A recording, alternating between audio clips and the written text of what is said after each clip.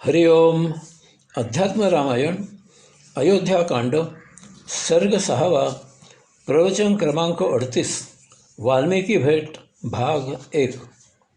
रामप्रभू, सीतामाई, लक्ष्मण चित्रकूट पर्वताकडे येऊन पोहोचले. तेथे वाल्मिकी मुनींचा आश्रम होता. आश्रम ऋषीमुनी समूहाने गजबलेला होता. तेथे विविध प्रकारचे अनेक पशुपक्षी होते. आश्रमाचा परिसर नाना प्रकारच्या फुलाफळाने बहरलेला होता. तेथे रामप्रभूने वाल्मिकी मुनींना पाहिले. रामप्रभू, सीतामाई, लक्ष्मण यांनी वाल्मिकी मुनींना आदराने मस्तक लावून नमस्कार केला. दृष्टैव सहसस्तत्स्थौ विस्मयाने मिश्रेषणः आलिंगय परमानंदम रामम हर्षाश्रुलोचनम. त्यांना तेथे पाहताच वाल्मिकी मुनी लगबगीने उठून उभे राहिले. विस्मयाने ते त्यांच्याकडे काही वेळ एकटक पाहतच राहिले आणि आनंदाश्रूंनी भरलेल्या नेत्रांनी त्याने परमस्वरूप श्री रामप्रभूंना आलिंगन दिले. अल्पवेळेत स्वतःला सावरत वाल्मिकी मुनींनी जगन्नायक रामप्रभूंची अर्घ्य आदीने भावभक्तीने आदरपूर्वक पूजेने सत्कार करून त्यांचे स्वागत केले. त्यानंतर त्यांनी वात्सल्य भावनेने त्या सर्वांना मधुर फळे, कंदमुळे इत्यादींचे भोजन दिले. यानंतर अत्यंत आदराने नम्रतेने हात जोडून रामप्रभू वाल्मिकी मुनींना म्हणाले, पित्याच्या आज्ञेने आम्ही दंडकारण्यात राहायला आलो आहोत. अर्थात आपणाला यासंबंधी सर्व माहीत आहे. तेथे मी याचे कारण काय सांगणार. यास्तव आता आम्हाला सुखाने राहता येईल असे एखादे ठिकाण आम्हाला सांगा, म्हणजे मी जानकीसह तेथे काही काळ व्यतीत करेन. वाल्मिकी मुनींना मोठे विस्मय वाटले. तो आत्मपरब्रह्म पुरुषोत्तम जगन्नायक ब्रह्मांडामधील प्रत्येक कणकणात, थेंब थेंबात, रंध्रात क्षणोक्षणी व्यापलेला आहे.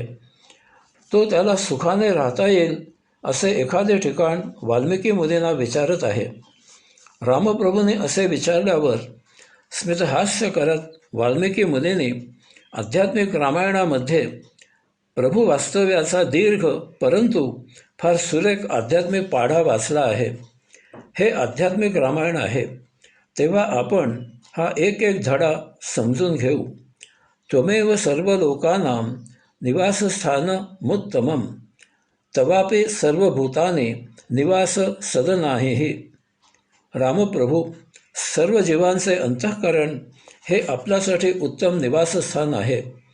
प्रत्येक सजीवाच्या अंतःकरणामध्ये देहधारण केल्यापासून देहत्याग होईपर्यंत परमात्म्याचा अंश अंशात्मा म्हणून वास्तव्य करतो. चल अचल, सजीव निर्जीव अशा सर्वांच्या अंतःकरणामध्ये अंशात्मा असल्याशिवाय सजीव निर्जीव असूच शकत नाहीत. तसेच हे रामप्रभू, आपण स्वतः सर्व सजीवांचे निवासस्थान आहात. देहधारण करण्याआधी अंशात्मा आपल्यामध्येच वास्तव्याला असतो आणि मुक्त होऊन देहत्याग झाल्यावर तो आपल्यामध्येच विलीन होतो, आपल्यामध्येच वास्तव्य करू लागतो. अशा प्रकारे एक सर्वसामान्य असे ठिकाण आपल्या राहण्यासाठी योग्य ते सांगितले. परंतु विशेष प्रकारे सीतामाईसह राहण्यासाठी म्हणून आपण ठिकाण विचारले आहे. त्यासाठी तद्वक्ष्यामि रघुश्रेष्ठ यत्ते नियत मंदिरम शांतानां समदृष्टीनाम द्वेष्टणां च जंतुषु त्वामेव भजतां नित्यं हृदयं तेधि मंदिरम. हे रघुश्रेष्ठ, आपणा सर्वांसाठी जे सुयोग्य आहे असे ठिकाण सांगतो, जे प्रशांत आहेत, ज्यांची दृष्टी सम आहे, जे द्वेषरहित आहेत, जे नियमितपणे आपले भजन करत असतात, अशांचे हृदय हे आपले निवासस्थान आहे. हे अध्यात्म रामायण आहे. म्हणून आपण जाणून घ्यायचे आहे की आता वाल्मिकी मुनी रामप्रभूंना सीतामाईसह राहण्यास योग्य असे ठिकाण जरी सांगत असले तरी अप्रत्यक्षात अध्यात्म रामायण आपल्याला आत्मपरब्रह्म पुरुषोत्तम कुठे निवास करतो ते सांगत आहे. आपल्या मताप्रमाणे वेगळ्या प्रकारे कोणी व्यक्त झाला की आपल्याला क्रोध येतो. याचा अर्थ आपण अन्य जणांच्या मताचा आदर करत नाही. आपण आपलेच मत अन्य जणांवर लादायचा अट्टहास करतो. सर्वांनी त्यांच्या मतानुसार जगायचा हक्क आहे. यामुळे जे इतरांच्या मतांचा सन्मान राखतात ते इतरांनी कसेही वर्तन केले तरी त्यांना क्रोध येत नाही.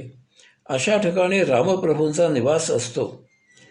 आपला परक्याचा, माझे तुझे, उच्च नीच, श्रीमंत गरीब असे भाव राखणे हा अहंकार आहे.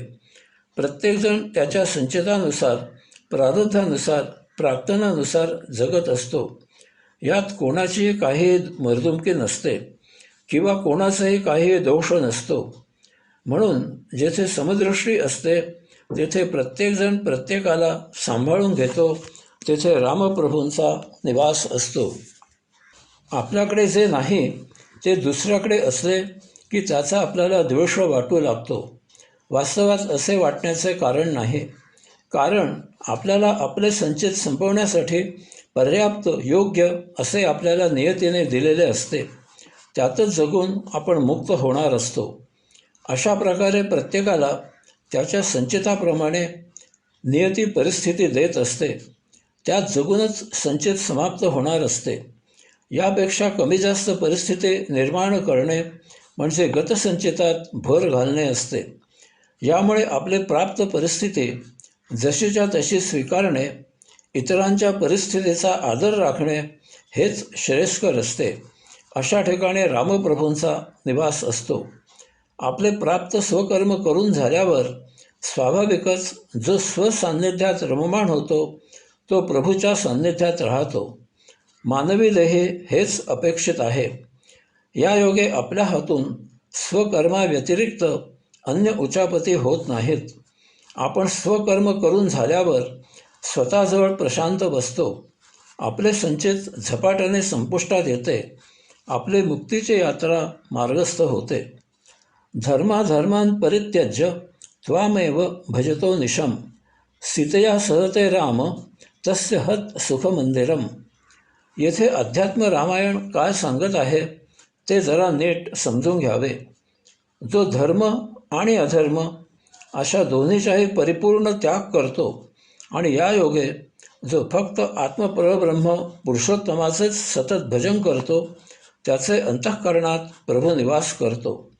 याचाच अर्थ जो स्वकर्म झाल्यावर धर्म आणि अधर्म यांच्या अतीत राहून सतत प्रभूचे भजन करतो त्याच्या अंतःकरणात त्याचा प्रभूचे योग जुळून येतो. जो अधर्माने वर्तन करतो तो निश्चितच जनतेचा छळ करतो. त्याबद्दल लिहायची आवश्यकता नाही. परंतु जो धर्माने वागतो तोही जनतेचा छळ करतो, कदाचित जास्तीच. जगामध्ये आजपर्यंत धर्माच्या नावाखाली सर्वात जास्त नरसंहार आणि संपत्तीचा विध्वंस झाला आहे. लोकांवर धर्माची जबरदस्ती केली जाते. त्यांच्या अंधश्रद्धेचा गैरफायदा घेऊन बाटविले जाते. याच्या पुढचा प्रकार आणखी भयावह आहे. धर्माच्या नावाखाली उच्चस्तर आणि नीचस्तर अशा भावना रुजविल्या जातात. त्याप्रमाणे नीचस्तर लोकांवर अनेक धार्मिक बंधने घातली जातात. त्यांची अंगावर नुसती सावली पडली तरी ते पाप समजले जाते. ज्यांना अत्यंत तुच्छतेने वागविले जाते त्यांच्याकडून वेठबिगार म्हणून अत्यंत तुटपुंजा मजुरीवर भरपूर काम करून राबविले जाते. त्यांच्या अब्रूचे धिंडवडे काढले जातात. लिहावे तितके थोडेच आहे. हे अंगावर शहारे आणणारे आहे. आणि म्हणून अध्यात्म रामायण सांगते की धर्म आणि अधर्म यांच्या अतीत अध्यात्मात जीवन जगावे, अध्यात्म तत्त्वज्ञान जाणून घ्यावे, त्याप्रमाणे आपले आचरण असावे. या योगे आपण स्वसान्निध्यात राहतो. अशा ठिकाणी आत्मपरब्रह्म पुरुषोत्तमाचा निवास असतो. अध्यात्म रामायणाने पुढे अनेक गोष्टी सांगितल्या आहेत. निरहंकारिणः शांता ये रागद्वेषवर्जिताः समलोष्टाश्म कनकास्नेषां ते हृदयं गृहम्. ज्याने अहंकार जिंकला आहे, जो अहंकार रहित वर्तन करतो म्हणजे ज्याला मी अमुक असा ताठा गर्व अभिमान अहममान्यता नाही, येथे जे काही होते आणि जे काही होत नाही ते सर्व तो प्रभू करतो हे ज्याने जाणले आहे, असा मनुष्य प्रशांत भावना रहित असतो. तो सर्व द्वंद्वांचा अतीत व्यवहार करतो. म्हणजे त्याने माती आणि सोने एकच आहेत हे जाणले आहे. कारण येथील प्रत्येक सूक्ष्म गोष्ट आणि येथील प्रत्येक जडवस्तू हे आत्मपरब्रह्म पुरुषोत्तमामधून उत्क्रांत झालेले आहे. आपण कोणत्याही सूक्ष्म किंवा जडवस्तूचा शोध घेत घेत मागे मागे गेल्यास आपण अंतिमतः आत्मपरब्रह्म पुरुषोत्तमाजवळ जाऊन थांबतो. यामुळे असा सतत आपल्याच जाणीवेत, आपल्याच स्मरणात आपलाच नामघोष करत असतो. या योगे त्याला सर्वत्र प्रत्येक ठिकाणी आपलेच दर्शन होत असते. यामुळे तो स्वाभाविकच कोणाचाही द्वेष करत नाही. त्याला सर्वांबद्दल आपुलके प्रेम असते. हे रामप्रभू, असा सतत आपल्या चरणी नतमस्तक झालेला असतो. कारण त्याला जे पाहावे, जे ऐकावे, जे हुंगावे, जे चोखावे, जे स्पर्शावे, ती सर्व आपलेच अभिव्यक्ती आहे. त्यात आपलाच निवास आहे ही जाण आलेली असते. अशा ठिकाणी आत्मपरब्रह्म पुरुषोत्तमाचा निवास असतो. त्वयि दत्त मनोबुद्धिर्यः संतुष्टः सदा भवेत्, त्वयि संत्यक्त कर्मा यस तन्मनस्ते शुभम गृहम.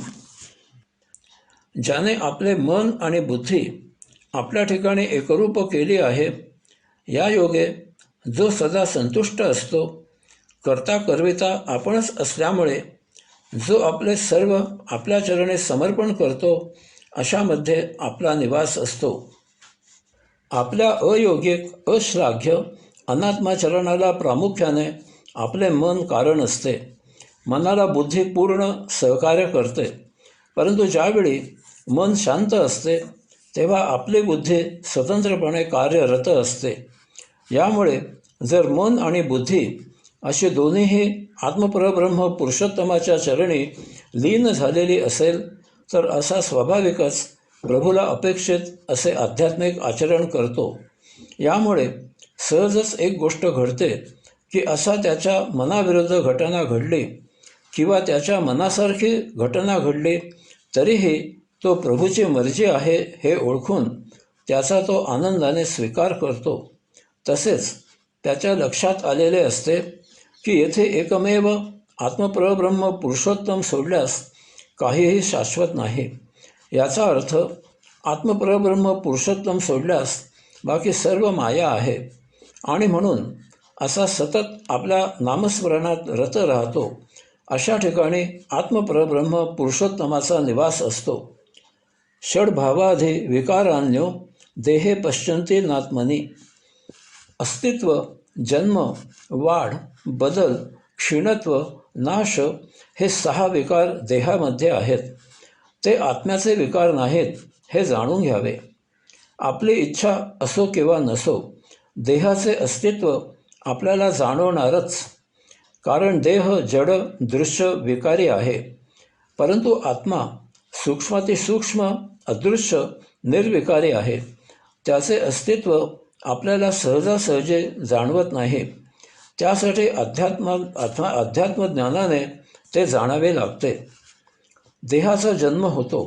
मातेच्या उदरी प्रवेश करून आत्म्याचा अंश जीवात्मा निर्माण करतो आणि जीवात्मा औषात्म्यासभोवती देह निर्माण करतो. अशा प्रकारे देह औषात्म्याच्या सभोवती धारण केला जातो. परंतु आत्मा मूलतःच अस्तित्वात आहे. तो स्वयंभू, अजन्मा, आदी अनादी आहे. देहाची वाढ होते. जन्माला येताना देह 1.5-2 फुटाचा असतो. पुढे त्याची हळूहळू 6-7 फुटापर्यंत उंची आणि त्याला साजेशी रुंदी वाढते. आत्मा ही ब्रह्मांडाची परमशक्ती आहे. ब्रह्मांडाच्या कोंदणात ती विराजित आहे. ज्यावेळी ब्रह्मांडामध्ये सप्तमात तत्वांपासून वस्तुजगत निर्माण होते, तेव्हा त्यांना सामावून घेण्यासाठी ब्रह्मांड त्याप्रमाणे पसरते. तथापि आत्मा जसा असतो तसाच राहतो. देहामध्ये काळाबरोबर बदल होतो. त्याच्यावर हवा, बौद्धिक विचार, भौतिक प्रसंग, वस्तुजगत इत्यादींचा परिणाम होतो. यामुळे देहाचा रंग रूप बदलते. त्याला आजार, रोग होतो. तो कृश होतो किंवा टुणटुणीत गुटगुटीत होतो. परंतु आत्मा अबाधित, कालातीत आहे. देहाचे क्षीणत्व, ह्रास होणे, कमकुवत होणे, शक्तिपात होणे हे विकार आहेत. एका ठराविक काळापर्यंतच देहाची वाढ होते, परंतु त्या विशिष्ट काळानंतर देह क्षीण, कमकुवत, शक्तिहीन होऊ लागतो. त्याचा ह्रास होऊ लागतो, त्याचा शक्तिपात होतो. परंतु असे होत असूनही त्याची उंची, रुंदी तशीच असते.